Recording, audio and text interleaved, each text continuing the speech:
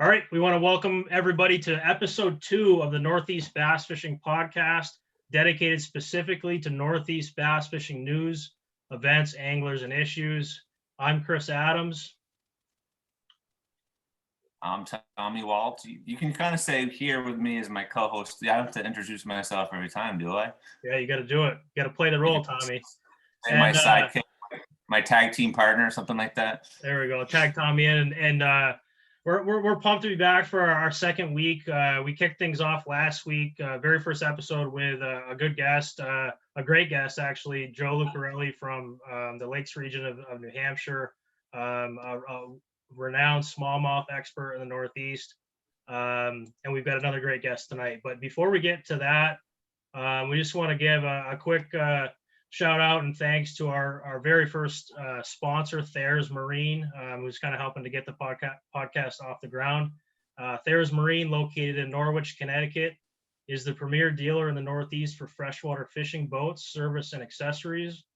Your source for Ranger, Triton, Nitro, Camus, Blazer, Lund, Bayliner, and Tracker. Get there first with Thayer's Marine. And like I said, go ahead. Got a call from Thayer's Marine today. My boat's in. My boat showed up today. Zach gave me the call today. So yeah, what are you getting, Tommy? What do you got? Nitro Z21. Nice. I got back to the last boat. I think mine's coming in a couple weeks, so I'm pumped to get that. I'm getting a Ranger 520L, so real pumped about that. And like I said, we've got a great guest tonight, just like last week. Real fortunate to have him on the podcast. Hailing from Macedon, New York. He cut his teeth fishing in and around the Finger Lakes region, as well as Lake Ontario and Lake Erie. He has 1 win, 8 top 10s, and over $94,000 in FLW / Major League Fishing earnings.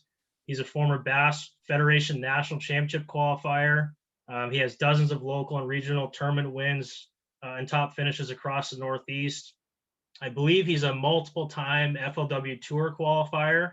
And in recent years, has really been noted for his strong consistency at the FLW Toyota Series level, regularly challenging for Angler of the Year titles on a really super competitive circuit. Welcome to the Northeast Bass Fishing Podcast, Casey Smith. Hey, you forgot 2021 Thursday Night Beer League Men's League champions. Most importantly. Is that your home rink that you went on? I see you your own outdoor rinks there, man. Yeah, well, we didn't win the championship on that one. We actually won it in a real organized men's hockey league, but we did win several in our backyard. The 6U to 36U men's and kids league champions as well. I'm impressed. That's impressive. That's awesome. So you've been on the water much, Casey. I know you just picked up a new boat from Thayer's actually as well. And where are you at kind of with your spring and your tournament prep process and all that? I haven't been out as much as I like. I just picked up my boat 2 weekends ago, so it's been 2 weeks of rigging that. I like to do my own rigging, but yeah, I got a 520L this time from Thayer's. I normally run a 521, so I dropped down to a 520.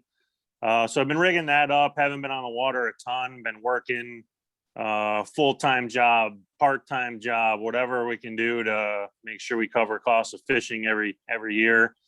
And before that, I did borrow my dad's boat. He's got an older Ranger still, so I bounced around in that. But it's just a way to scratch the itch. It's not super efficient or effective, but got a lot of fishing coming up. I'm heading to the James River next week for the first open, and from here on out, will be every weekend. Yeah, that's great.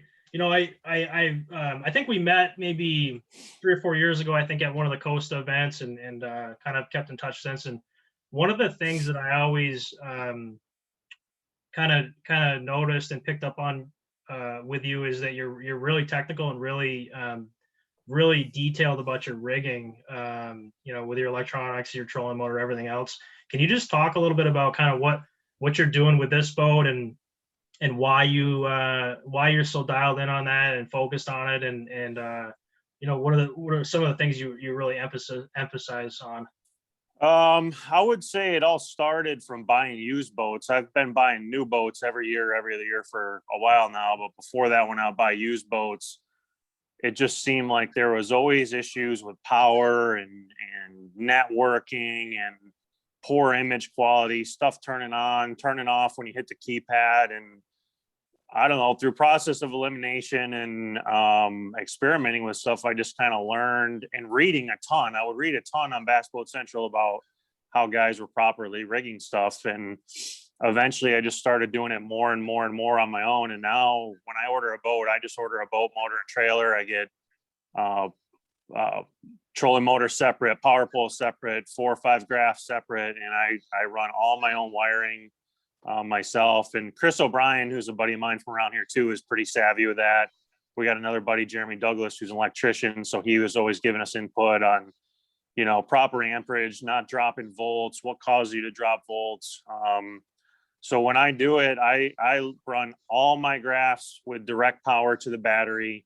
I put a fuse bus in the back of the boat. So, I mean, you're running wires this thick through a hole that's about this thick down the side of the boat. But I got a system that works pretty good for pulling wires and getting them all through. I solder all my connections, heat shrink.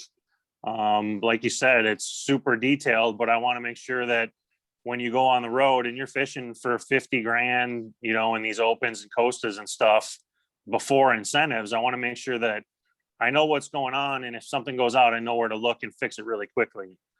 So that's really why I do it. I just got sick and tired of, you know, buying used boats and guys with wire stuff half-assed. And it just was always a problem, it seemed like. So I completely tear it down and rebuild it. My wife hates it because she's got to come out in the garage and help me pull wires all the time, but it's what's got to be done.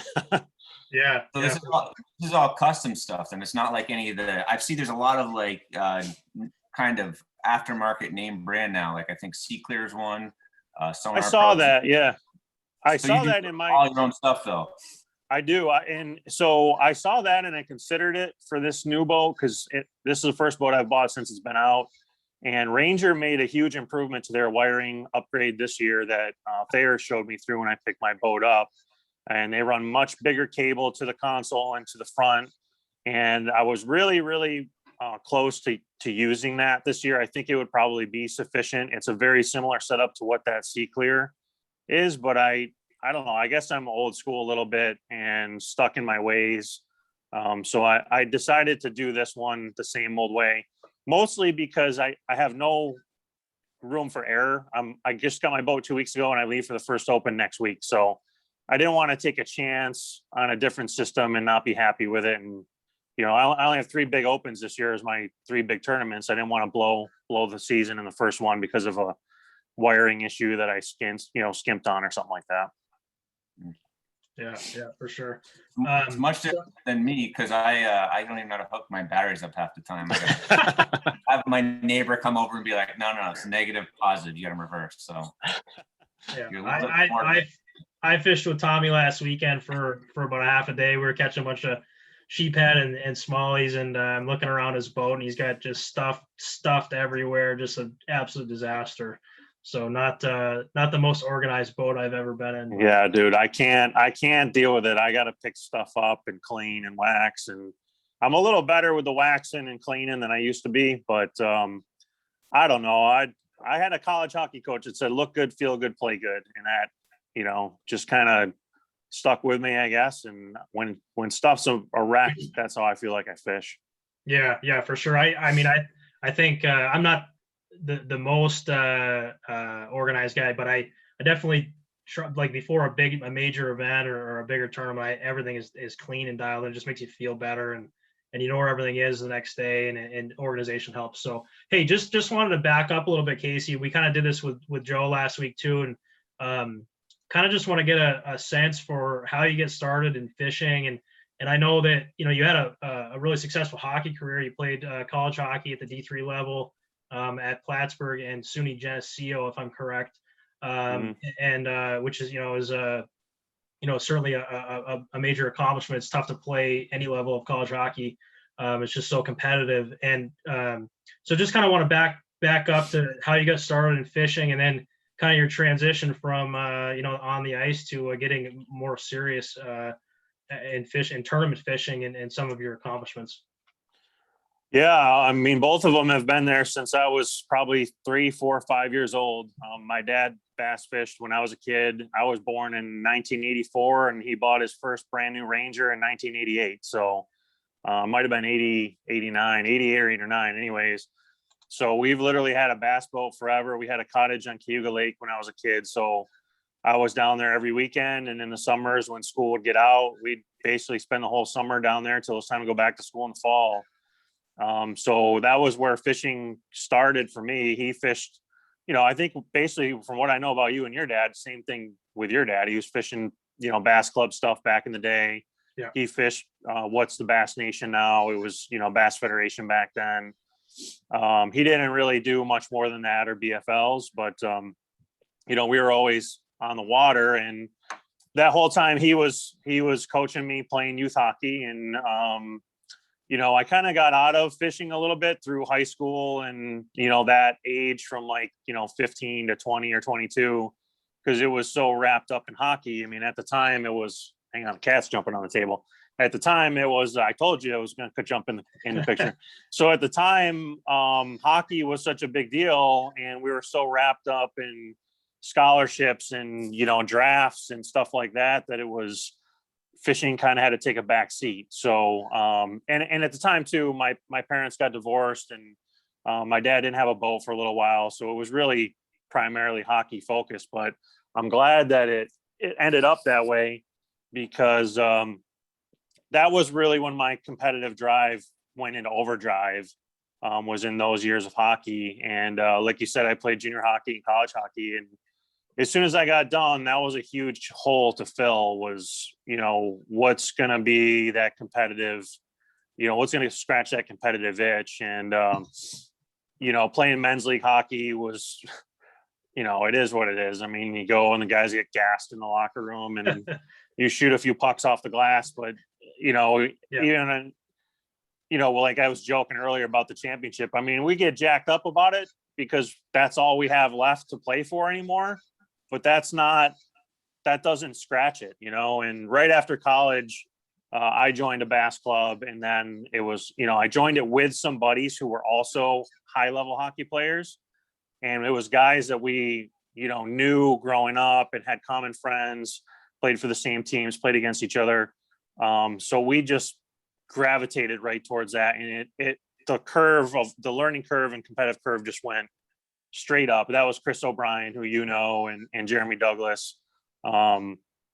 So that was where it started with fishing really on the next level, was as soon as I got out of college and done playing college hockey. What was that that club? Was that the Salt City Club or? No, that's in Syracuse. I was Rochester Bassmasters, which those gotcha. Two clubs are definitely the two. I mean, for what I know, I don't want to knock anybody or say anything bad, but I would say those are probably top two clubs in the state. I think they're the two largest, and a lot of really good fishermen come out of both of them. Yeah, I remember when I was younger, hearing about like I was pretty good friends with Darren Schwenkbeck and Matt Spar and those guys, and I think I think some of those guys were either came out of or were connected to that Salt City Club, and there was just a ton of great anglers that came out of that area. Rochester. Matt Spar was a Rochester Bassmasters guy. I know Matt, and he's from right around here. Yep. Yeah. And awesome. Club Fishing Federation New York is it's probably pretty, still pretty strong. I mean, they still have the Bass Nation events. They draw a bunch of boats. I mean, you take in comparison to Vermont. I mean, club fishing is just about, I'd say, on life support in Vermont. But like I said, you go to a Bass Nation event from New York, and I fished in one. There was like 90 boats one time. So yeah, so it's dropped a little bit the last 4 or 5 years. When I was fishing it, there was 100 boats or so, plus or minus 10 or 20 every event. And they've changed a few things, and the fields have gone down. Other tournament trails pop up is probably contributes more to that than anything else. But it's still really competitive. So last year, with everything that happened with COVID and them changing the Costa Series or Toyota Series schedule last minute, I decided not to fish those, and I jumped in and fished New York Bass Nation stuff. And it was a lot of fun. It's good fields. It's good guys. It's hardcore guys who have a lot of respect for each other. You don't get that jumping in on each other crap. And desperateness to win crap that happens at high level, high dollar tournaments. So I like it. I got to travel with a bunch of old buddies last year, and I still really like to fish that stuff. New York Bass Nation, New York in general has a ton of good fishermen, ton of good options where you want to fish. Yeah, for sure. So you get done college, you kind of hop into the Rochester club there, doing the club deal, and then I'm assuming that you kind of transitioned into the federation stuff. I think that I might have seen you down at Connecticut River or somewhere, one of the divisionals. So and then you kind of migrated over into FLW stuff, and I think it was 2016, I think, is when you won a Costa Series on the Potomac River. Is that correct? 2016? Yep, 2016. I won the first one I jumped into, which I was really not sure if I was ready to go at it or not, and jumped in, and 2 days in, I was leading the tournament, and I hadn't won crap since. Unbelievable. So what? Can you just walk us through that? What month was that? I can't really remember a whole lot. Was that early in the spring or? It was June, so it was like post spawn down there, just getting hot. Grass is really just starting to come in. So they were feeding up post spawn, kind of putting the feed bag on, or? Yep. It was a good bite. They were biting everywhere up and down the river. It was a good tournament. It was probably, obviously, it was the best tournament I've ever had there. But as far as bite wise, getting number of bites in a day, catching a bunch of fish through practice, that was, the best I've seen that river fish since in all the times I've been there. Yeah. I've only been there once. It was in the fall, September, October, and it was a grind. Tommy, you ever been there, Potomac? The first year I really started fishing, actually, it was like a Bassmaster weekend series. The regional was there, and I want to say that was mid to end of October. It was freezing, and it was tough. It was tough for sure. So I've never been down there since. Yeah. That was enough for me to never go back. So yeah. Hey, just kind of another question for you here, Casey, is obviously, you have a ton of experience on Lake Ontario, Lake Erie, Champlain, all the big waters. And it's kind of very unique to our area that we've got some of these fisheries where you're presented with, some really bad wind and waves at times. And I know that the way I look at it, at least, is, a lot of people think it's a hindrance. I think it can be an asset for some people if you can manage it correctly. I love the wind. I like to fish in it. I think that if you learn to like it and manage it, you can use it as a tool, and it can help you. And I just kind of wanted to pick your brain a little bit on kind of how you manage some of those real bad blow days, and what you do, and maybe some tips you can give folks for managing those days. And then kind of a second question would just be what's the worst day that you've ever seen in a tournament competition? Yeah, I'm not gonna lie. Just like everyone else, when I walk out of the hotel and the flagpole's gassing, I just dread. I look out and I go, oh my God, another day like this. It doesn't matter if it's Champlain or Oneida or where it is, but like you said, it's excuse me, it's an advantage, I think, and I think that's one of the things that goes back to playing hockey is we all know in fishing how much of it is mental. And one thing I think I'm really good at is being mentally stronger than a lot of people. It's not easy. Like I say, you walk out of the hotel room and you know it's going to suck. You know it's going to be a tough day. You know you're going to get wet. You know you're not going to be able to fish as efficient as possible. But the wind makes the bite a lot better on a lot of our lakes. It doesn't matter how hard it blows on some of them. So you got to look at that as an advantage. I take my time. I go easy. I don't break stuff. I go as easy as possible. It doesn't do you any good to get there going 1,000 miles an hour if your control motor's ripped off the front of your boat. And I laugh when I go to the service yard at a Costa event after some days, and guys are passing you going out of St. Lawrence River into the lake, and then they all come in and they got stories of being on the biggest school in the lake and couldn't fish them because their trolling motor was ripped off. What good does that do you to get out there and have that scenario? So I take it real easy. I keep the nose of the boat up in the air. One thing I've learned along the way is to learn learn how to stay out of that, right? Run the shoreline, run as tight to you can as shorelines, run as shallow water as you can run.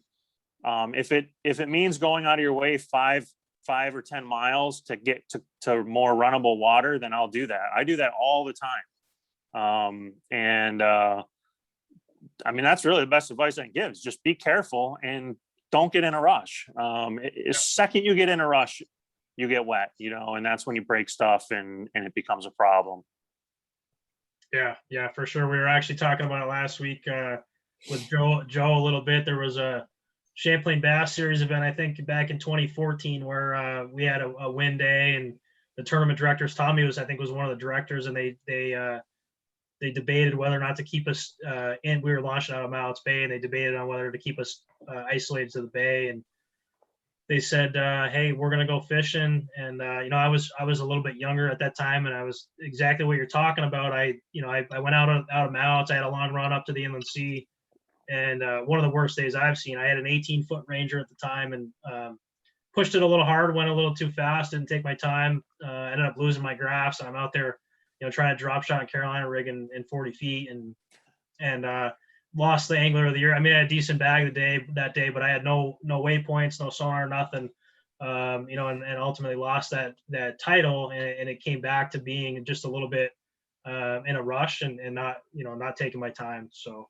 Yeah, I mean, I'm not going to say I've never ripped anything off or speared a wave or done any of that. I've done all that, absolutely. I've gotten in places that I haven't been able to get back and gotten trapped, and I've done everything that anybody else has done. But as far as wrecking stuff or getting in trouble in bad water, but when it comes to money being on the line, I take it on the side of caution, because, like I said, it's not going to do you any good to get out there and not be able to fish, especially fish effectively.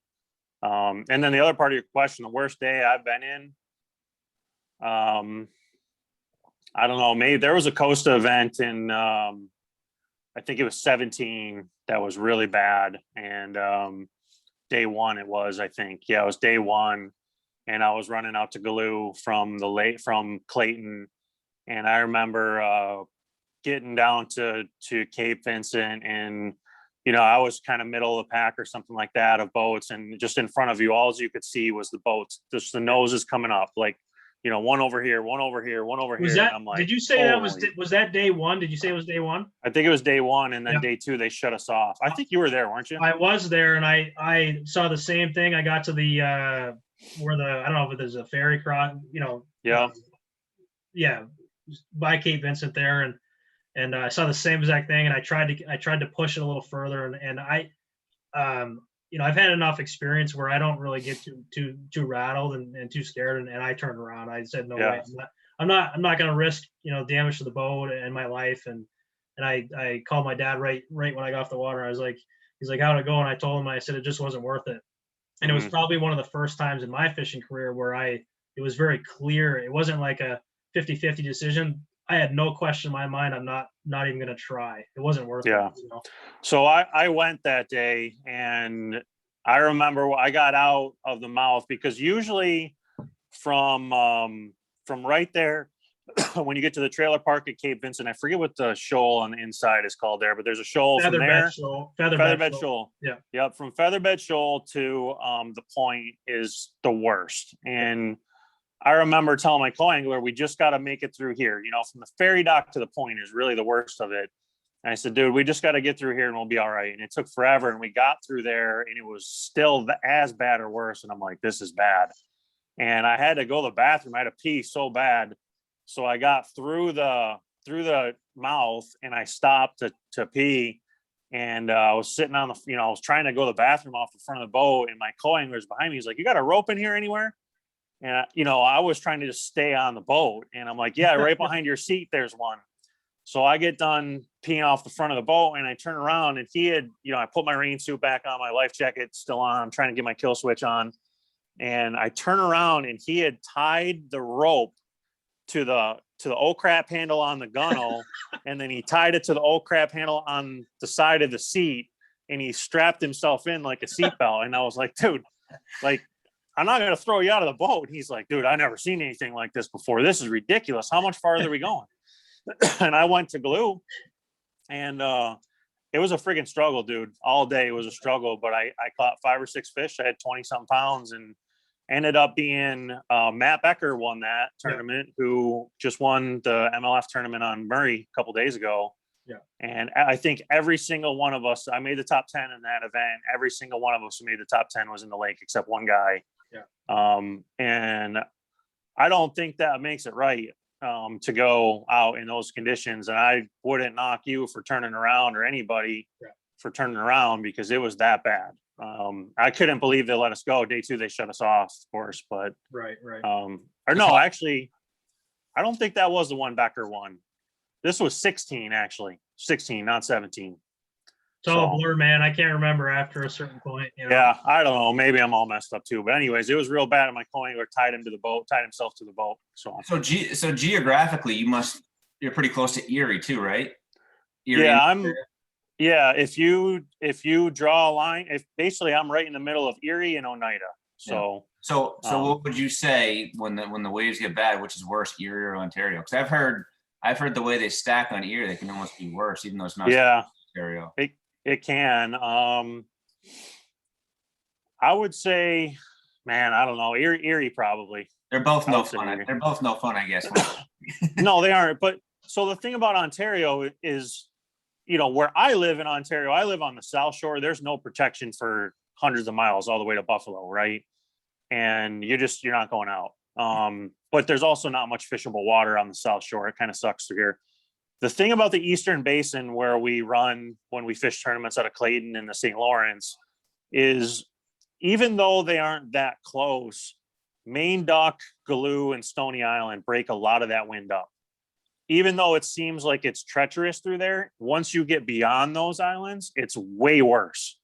So if you run out of the St. Lawrence River, it might be bad and you're trying to fish the west side of those islands, you get to the west side of those and it's significantly worse.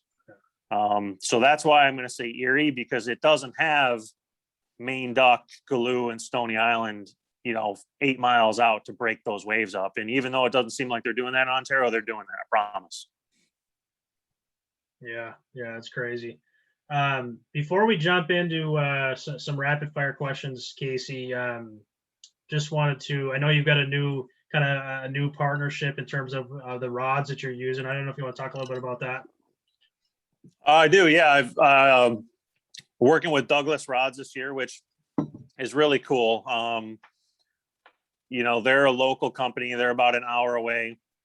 They're very big in the, salmon, steelhead, fly fishing market, whatever, known for making super high quality stuff in that market. And they're in the bass market. They have been for a while, and their reputation is the exact same. It's really good, high quality stuff.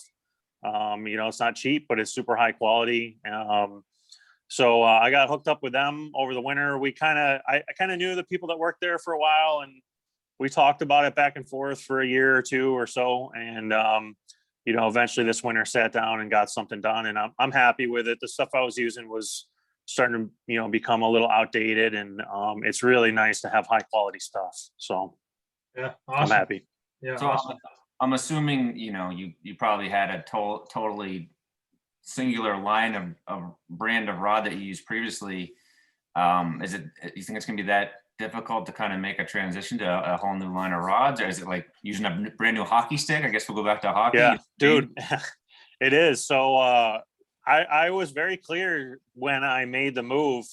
Like I was telling you earlier with boat wiring, we probably could have made a deal a year or two ago, and I chose not to because I was hard headed with the equipment I was using. And I was having success with it. When you're doing well, you don't want to change anything and take a risk of breaking your confidence, especially with fishing. I was really nervous about making a change. And the way that I did it was I went up there to the factory, which one of the things that was most attractive to me about it was they're an hour away, right? I can go up there, I can meet with the owners, I can meet with the marketing people, I can meet with the salespeople. And literally I put a bunch of rods in my hand, and I only took 6 with me the first time I left. And I said, I'm going to fish with these for a little bit, get used to the actions.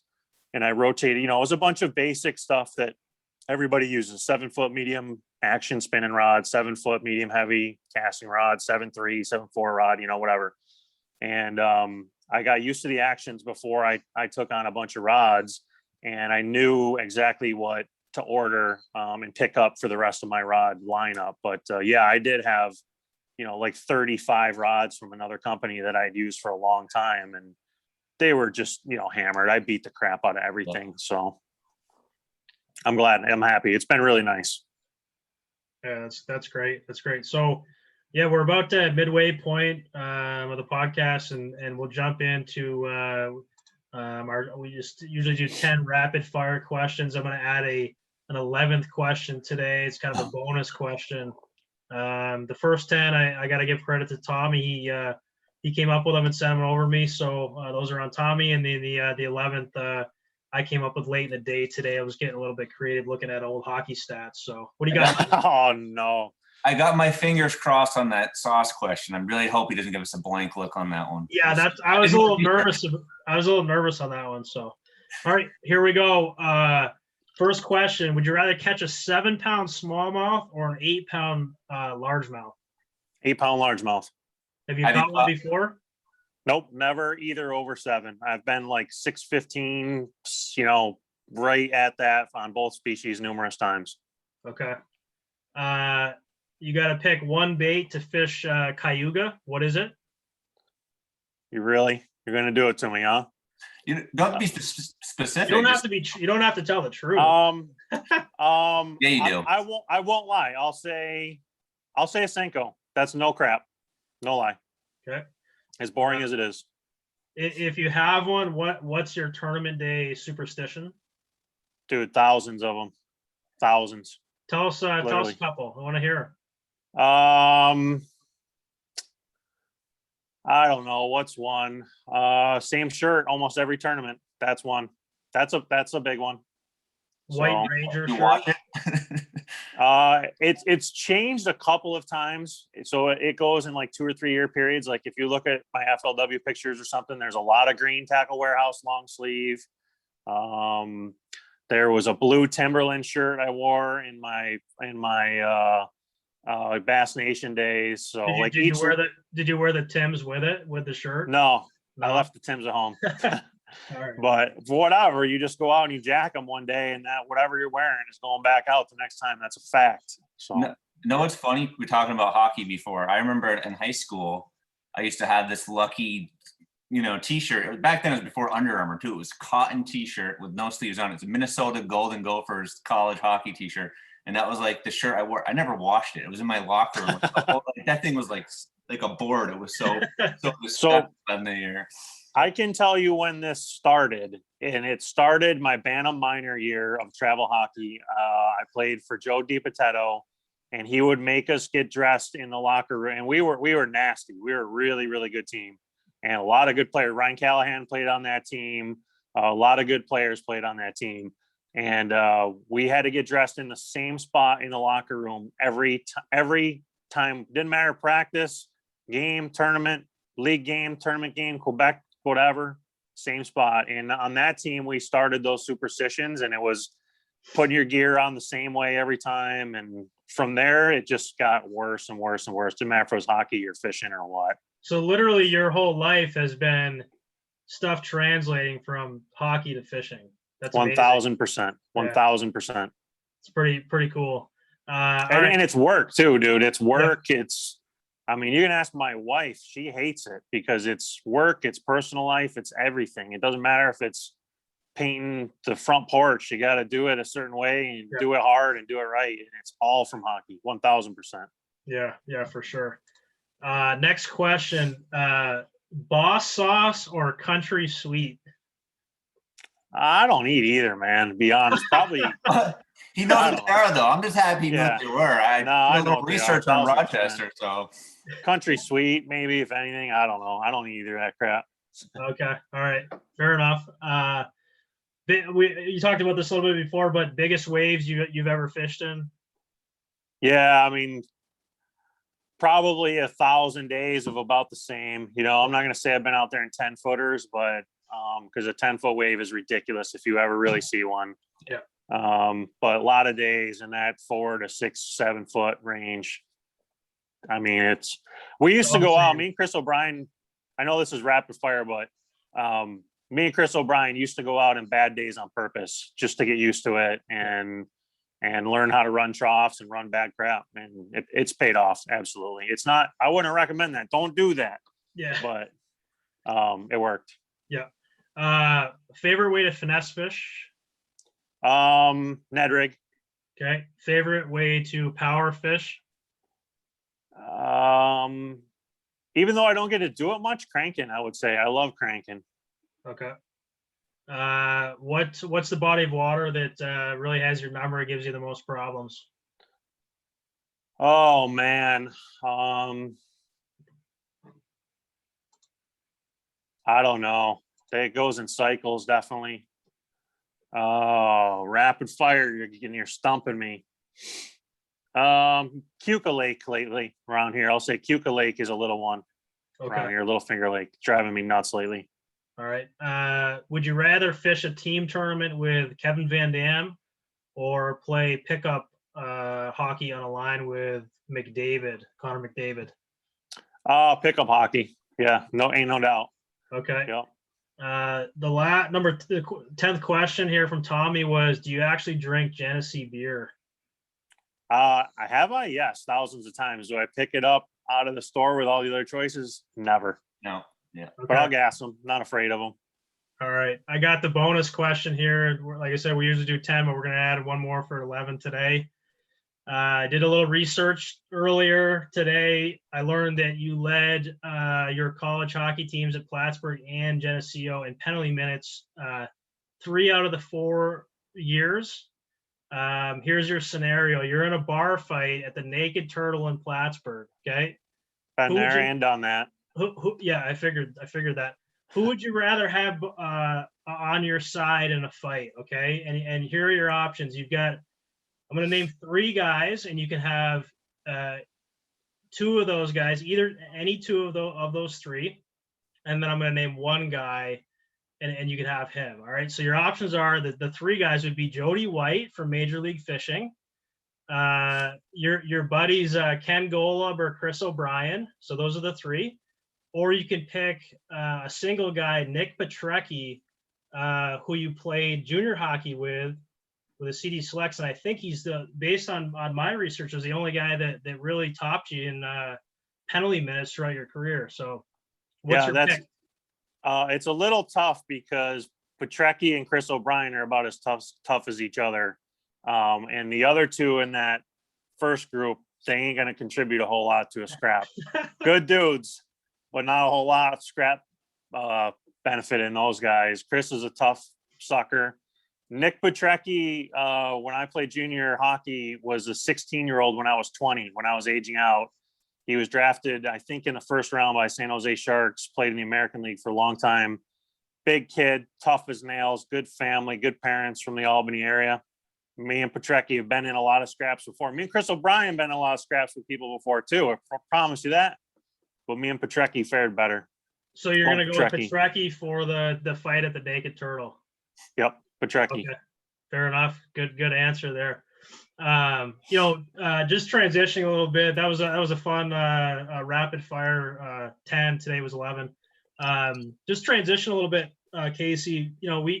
Last week was obviously our very first podcast, and we're kind of working to fine tune the show and grow it and give people what they want to hear. And one of the kind of resounding comments that we got from some folks that might be novice anglers or kind of middle of the road folks looking to learn a thing or two, or really anybody, because fishermen at any level, ourselves included, right? Like we're always learning, constantly learning and figuring out new things, and so we want to provide folks with kind of a little bit of a takeaway segment here, where people can learn a thing or two. And I know that you wanted to talk a little bit about the Ned Rig and what you do with it and kind of some of your approaches with that. Yeah, so that's something that is no secret anymore, and it took me a long time to get comfortable with it. I was stubborn with it. I thought it was kind of stupid for a while, and even before it was a Ned Rig, we used to throw it me and some guys I fished with way back, we just cut a Senko, black Senko in half and put on a ball head jig head, and the smallmouth ate it. It was not the Ned Rig at the time, but since then it's got bigger and the TRD came out and all that. Probably 3 or 4 years ago was when I really started throwing it. And I don't know, I definitely always considered myself a power fisherman, but I'm having more and more fun catching fish on lighter tackle and spinning rods, especially big smallmouth. It's just a lot more game to it, sport to it. I don't know, I'm enjoying it more and more each year. So kind of with that, a Ned Rig was a nice compromise of something that'll cover a little water, reminds you a little bit of a jig or some kind of power fishing, but it's still a finesse bait. You can use it on light tackle. And I like the versatility of it. I mean, I got one on the front deck all the time. And usually I go with a 3-inch TRD. And I use that thing anywhere I used to use a tube. I use it where I used to use a jig. I sometimes where you use a drop shot. There's just like a million things you can do with it, and that's why I like it. If you're casting it and fishing a rock pile and all of a sudden a fish shows up on your graph, you can reel it in, drop it down. You can hover it off the bottom like you would a Demiki rig. I even took the guy out on the St. Lawrence River a few years ago who didn't know how to fish, and I was catching him on a spy bait. And this dude like never fished. Like he literally was holding a spinning rod upside down. I had to correct him. And I'm like, here, take this TRD, take this Ned Rig, throw it out, and just drag it back to the boat. Well, he saw me fishing the spy bait, reeling it, and he thought he was supposed to reel what he was fishing with. So he was reeling a Ned Rig in like a swim bait and catching just as many as I was catching. Yeah, dude, they were crushing it. Yeah. So literally you can't do anything wrong with it, is probably why I like it so much. It's almost foolproof. But it's a bait that at first for me, I lost a lot of fish on until I got the tackle set up right and the right jig head. And I understood what the differences were, say from the little one, what's the little one, a 3-inch one versus a 4-inch one. I brought a few in because I knew we were going to talk about it. So, I like just the 3-inch one instead of the 4-inch one, probably 3/4 of the time. The 4-inch one is almost a different class of bait to me. To me, that's almost a Senko or a Nico rig. I don't use it in the same scenario where I would use the 3-inch one. And the 3-inch one, I use a heavier head most of the time. I like the finesse fish, but I don't like lightweight. And I throw it on a 1/4 or maybe a 1/5, I think is what the Z-Man one makes. I use a Jewel. What is this thing called? A Jewel Ned head is all it is. Yeah. So that's what it is. I like the beefy hook. When I use those light wire hooks from Z-Man and all that, I just lost a lot of fish. I felt like they had too much flex. This thing's got a good hook keeper. And then, I just use a regular turd worm like everyone else, 3-inch, 4-inch, almost can't pick a bad color. Yeah. But this 3-inch one, to me, it's drop shotting, it's hopping, it's dragging on the St. Lawrence River where you would drag a drop shot or a tube, dragging on Erie where we used to only drag tubes. I only drag a Ned Rig now. And this big one is where I go with the lightweight. That's where I use that, 1/8 ounce or 1/10 ounce weight. And I like that because it's more of a glide when it comes to the bottom. The other one falls straight down like a tube would do. I throw this more for largemouth, the big one more for the largemouth. I don't use it a whole lot. I don't think I ever use it for smallmouth, to be honest with you. But I like that big one just to get a little bit more of a glide and a slower fall, almost like you would use a Senko for. Yeah. What are you doing for your line? Are you braid to fluoro, straight fluoro? What's your rod? Like, talk about that. Pound test, the whole nine. Yeah, I'm braid to fluoro, 10 maybe 15 pound braid. I'm starting to go lighter on that braid too. I used to be a 20-pound braid guy. And I like that 10 or 15 because you can cast it so much better. It's thinner. You can cast it a mile with a light bait. And then 90% of the time I got an 8-pound fluorocarbon leader on there. And I run pretty long. I run 2 rod lengths. When I make my fluorocarbon leader, I want it from the reel to the tip of the rod and then back down to the reel. So, the better part of 14 feet, 12, 14 feet. Yeah. Yep. And I use a 7-foot medium action rod. This year, since I picked up my Douglas, it's a 704 fast rod. I use the X Matrix, which is a higher end rod because I like spinning tackle to be as light and well balanced as possible. And that thing is perfect. And it's got a little bit of backbone. I want backbone in my spinning tackle. I don't want a noodle for a spinning rod, especially with something like that, because a lot of times you're dragging it or you're casting it a mile out. You've got to set the hook and get it in the fish. Yeah. You say sometimes you substitute it when you're dropping on fish using a drop shot. Is there a certain scenario that you're like, I should be throwing a Ned Rig, or is it just kind of cycling through your baits? Or yeah, cycling through, or if it's in my hand, I'm not afraid to drop it. I won't. If it's in my hand, I won't. And I see one on the graph, I won't take the time to drop my Ned Rig, to pick up a drop shot, tangle everything up. I mean, you know how that works. By the time you get your shit in order and drop it down, fish is gone. So I just use a Ned Rig for that. I wouldn't say if I was gonna vertically fish, I would intentionally pick up a Ned Rig, but the versatility of it is you can drop it down in lieu of a drop shot. Yeah. What now? Did you say? I apologize if I didn't hear you. What's your reel? What are you using for a reel? A Daiwa. Let's see. I brought it in because I knew you were going to ask me. A Daiwa Ballistic 2500. I'm using. Okay. That right there. So then this is also that Douglas X Matrix. Where does it say the size on it? On here, right there. So it's a 704 fast action. I don't know if I can get the tip in the screen here, but it's pretty. I'm not going to get the tip in the screen, but it's got a good sturdy backbone. I want this section of the rod to have good solid backbone. Like I said, you're fishing a long ways away from the fish a lot of times, especially on a drag bite. I mean, I'll let that thing way out there, on Erie, something like that. It's way, way, way out there. Or, you're drifting along and without giving up too much, you feel some stuff, you open the bail, you drag, you open the bail again. And before you know it, you got hundreds of feet of line out there and you want to be able to set the hook on those fish for sure. Isn't that amazing? Like, we'll get a little bit off topic, but I find that a lot where that line angle and like the more line, the better. I don't know if it's just more natural or that angle or whatever it is, but that seems like you get so many more bites when you get, your whole spool is off and that fish is jumping 200 yards out, Yeah. I mean, I think that varies on the body of water and the current, most importantly. But look at, I guess the base of that theory is look at what happened on Lake Fork this weekend with Lee Livesey. A dude just jacked 42 pounds and he was throwing a top water as far as he could throw it. And all the fish he caught were a mile out. And, the farther you stay away from those fish, the better chance you got to get them to bite. There's no doubt about that. Yeah. No trolling motor either. He had his electronics off. I know. Trolling motor pulled up. He didn't want any noise in that water. So. And he was doing that on Chickamauga when he won in the fall last year on a frog. I noticed he had his trolling motor up and he was just sitting there bombing a frog as far as he could throw it. Yeah, I think for sure, at least in my experience with smallies, if you're right on top of a school and you start wrecking them, I know they feel that trolling motor, because if you leave for half an hour and come back, they'll bite right off. You know what I mean? Yeah. So I think that trolling motor is definitely, you're right. They're definitely sensing that. Yeah. I mean, I'm noticing it on Ontario.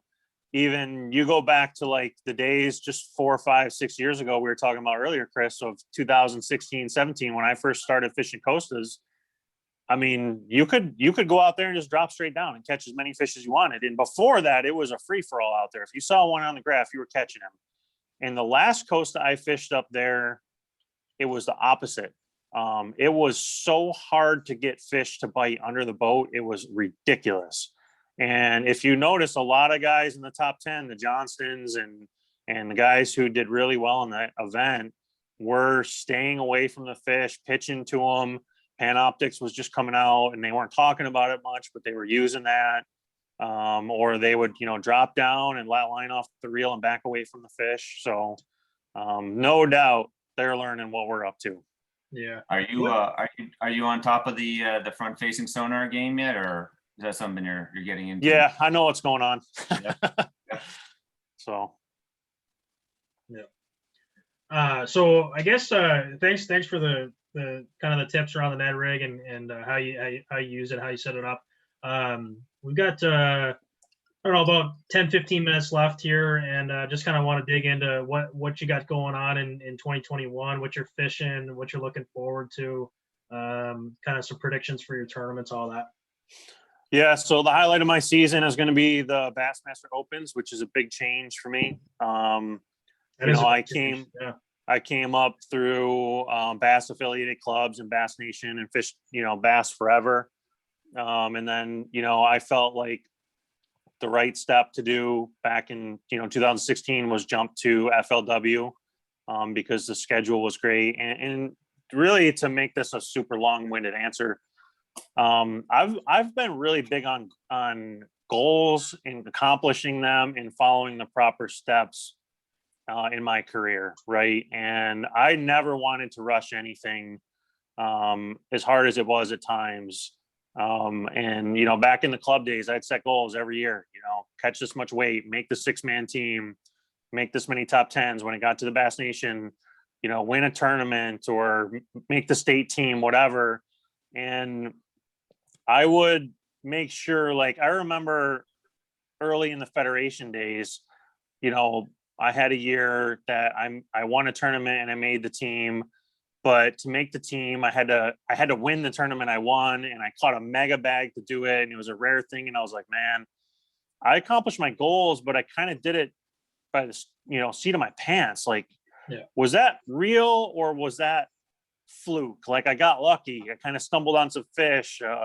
I could have drove over these fish. So I went back and I did it again to make sure that I was ready before I moved. And that went back to making national championships and regional teams and all that. I made sure I could do those things multiple times. And I wasn't lying to myself when I had success on why it was, because I had good people I traveled with. Sometimes I had success in tournaments because I had good people around me and we all helped each other. Or I learned something from them, or they threw me a bone, or whatever it was. I wanted to make sure that I didn't move to the next level and get whipped. And I think that's a hockey thing too, because in that sport, there's a lot more accountability than there is in the fishing industry. And I think the two of you would probably agree to that with the hockey background that you both have. Unfortunately, one bad thing about the fishing industry, not to go on a total spiral here, is you can be who you want in the fishing industry. You don't necessarily have to earn it. And in the hockey world, you got to earn it or you're going to get called out. I wish that would change, but that's what makes the fishing industry go around. So it is what it is. But so I in 2016, guy I traveled with, Chris O'Brien, was going to jump to the Costas, and he was by far ready. He'd won back-to-back Angler of the Years, and he told me, hey, make the jump. You've had success. You're ready. And I said, if I can get some sponsor money, I'll do it. And made a good relationship, got some dough, got some, costs covered, and I jumped. And that was a great home for a while. The schedule was very regionally based in the Northeast, and it was a good home schedule and allowed me to get a lot of confidence at that level. And like you said in the intro to the show, I did get invited to the FLW Tour a couple times based on qualification through the Costa Series. And I chose not to take it because I didn't feel that, doing well in regional tournaments was a good indication of where I stood nationally. And I didn't want to get my lunch money taken by the big boys. So I held back, and on top of it, I got a good job. I got a family. I can't take a big risk like that. So things never added up. But I also, the last time I qualified was in 2019, and I did pursue it more than in the past. And I could not get a sniff from sponsors. Yeah. And I knew all along that if you ever want to get anywhere at the top level, not to knock on FLW for what I did over there and how good those people were, but you got to be on the Bass side. And I knew deep down I wanted to get to the Opens, and I want to compete against the big boys that fish the Opens. And that's what it's about. And the schedule lines up good for 2021. There's things in my personal life that line up good in 2021. I had a little break and a reset with COVID last year. And that's why I chose to make the change. It's a great schedule. That's the number one factor for where I live. I'm not going to lie about that, but I want to compete against those boys to know where I stand. And I think as I get older in age, if I stop doing this and I don't know where I stood against those guys, it'd be a lot harder to take than if I go out there and just get, my crap pushed in and can lose. So Yeah. I just want to know. Yeah, for sure. I know that Tommy and I were fishing last weekend. We got out for a half day on Champlain and kind of talking about, we knew you were going to come on the podcast, and I described like your consistency and like the Angler of the Year, races and like multiple time qualifier for the tour. And that was what Tommy's question, one of Tommy's questions was around like that decision on whether to jump and go or to stick around. And that takes a lot of discipline and kind of self analysis to not go, having qualified several times, to not go. I also think I think it's interesting too, though. So you fished the Toyota Series, Costa Series for what, 4 years? You did a full season? I think it was 4. Yep. So that's 3 regular season tournaments plus you're probably always qualified for the championship. So that's 4 tournaments. You're doing Bass Open, and that's 3 tournaments. I guess people always kind of just think about the highest level elite series, the FLW Tour guys, what they have to do to fish those trails. But if you look at someone like yourself, who I guess you would call a semi-pro or AAA pro, I mean, you're giving up 3-4 weeks a year to fish these, and you got a job, you said, you got a family. So I didn't know if you would kind of talk about that whole situation. It's a big undertaking just to fish one of these trails. Yeah, it's a ridiculous balancing act that between work, family, and fishing that you have to weigh. And, luckily I have good family support, which is number one. Number two is good support from my employer. And I work in the construction industry, right? So I'm in management for a big construction company here in Rochester. And our busy season is fishing season. And construction is old school. You don't take vacation in the summertime. So it's tough to navigate around, right? I can't have a cake eater job like Adam's where I can just fish anytime I want and, no accountability. So, Okay. So, luckily though, my employer is good, and my employer's cut from the same mold where he's competitive and he understands chasing your dreams. He understands what that's about. But vacation wise, there was years when I qualified for the championship and I couldn't go because I had no vacation left at work. Or there was years like last year, I fished really hard the previous couple of years. And when I started the season, when it was time to go to the first Costa or Toyota last year, I didn't have enough vacation to make it through all 3 of them plus a championship. I didn't have enough to make it through 3, let alone a vacation or a championship. And now, to be honest, that was one of the other reasons I decided not to go last year was I had to restock my vacation at work. Luckily this year they changed it. I got 6 weeks vacation now. So green light, boys. There you go. But one thing I also did last year in the off year was I decided to start a side business. And the goal of that is to help with the freedom of my schedule. I've always wanted to be a business owner. I wanted to do what I do at work, and own a company like that.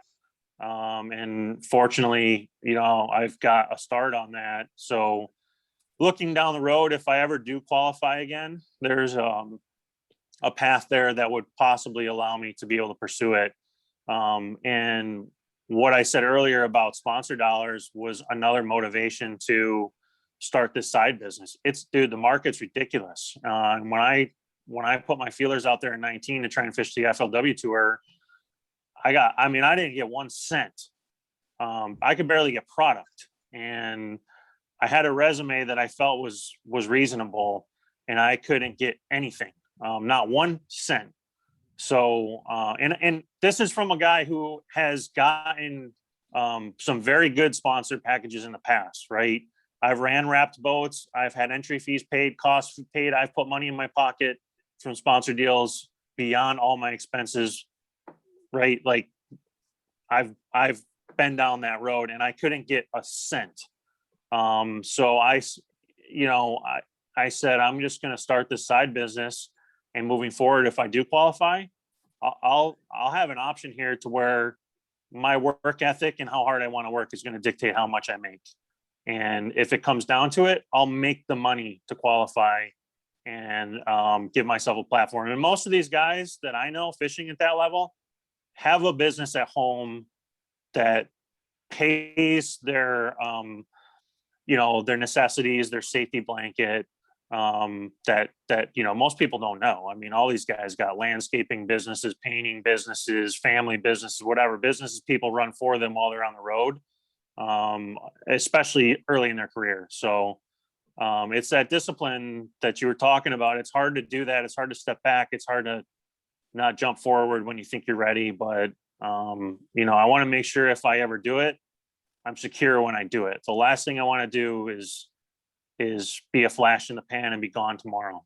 Yeah. It's I personally, I think you hit the nail on the head. I remember, I'm sure you remember Dave Wolak. Yep. Was a Northeast stud, really successful at the national level on multiple tours, and I read an article or a commentary at one point from him saying like you get a lot of young guys coming up in the sport and all they want to do is fish. And Dave's whole comment and messaging was, no, you don't, you should be working, like work as much as you possibly can and fish, on the side when you can, but you should be working instead of just fishing, nonstop and chewing up money and whatnot. So that's the reality of it. I think that, it kind of gets lost in the weeds sometimes and the kind of the dream gets sold to everybody. But that's the reality of it. And that's really impressive that you're, kind of taking the bull by the horns and putting your future in your own hands versus trying to, rely on somebody to cover everything for you. So, Yeah, I hope that comes one day. I mean, I have had sponsors that have been great to work with in the past. I've also had some that make it difficult. Last thing you want to do is have someone hold something over your head or, act like you owe them something because they've done a favor for you. And to be honest, that's why I run light with sponsors, and that's why I pick and choose who I like to work with. And the companies that I'm with now are great about that stuff. And it's good personal relationships. They offer high quality products. And that's why I run the way I run. I've had great sponsors in the past. I'm not trying to say anything bad about it, but I know the business side of it and how tough it can be. So I make sure I don't put myself in a situation where I'm not going to succeed with a sponsor or take on a deal that I can't fulfill. Or, for me, like I don't like social media a whole lot. I post what I need to post, but I really am not great at it. And I think, the accountability stuff that we talked about in the fishing industry is a problem, and I don't want to contribute to that problem. right. So I'm not great with it. So I just don't take on deals that are those type of things where they just want you to say whatever has to be said on social media, no matter who you are. So I just, it is what it is, I guess. It's just how I'm going to roll until something drastically changes. Yeah. Well, we're winding down here. A couple minutes left. Tommy, I don't know if you have any kind of final questions for Casey or. No. So Bass Open is then sounds like. So it's James, Oneida and Thousand Islands? Is that what it is? Yep. I'm headed to the James at the end of next week, and then Oneida's in late July, which is going to be an interesting one. I would say for a while I would have called Oneida my home lake. That's going to be 0 home field advantage, I think, because of the field size and experience those guys have there. And then St. Lawrence in September, which I really enjoy being up there that time of year. So nice. Yeah.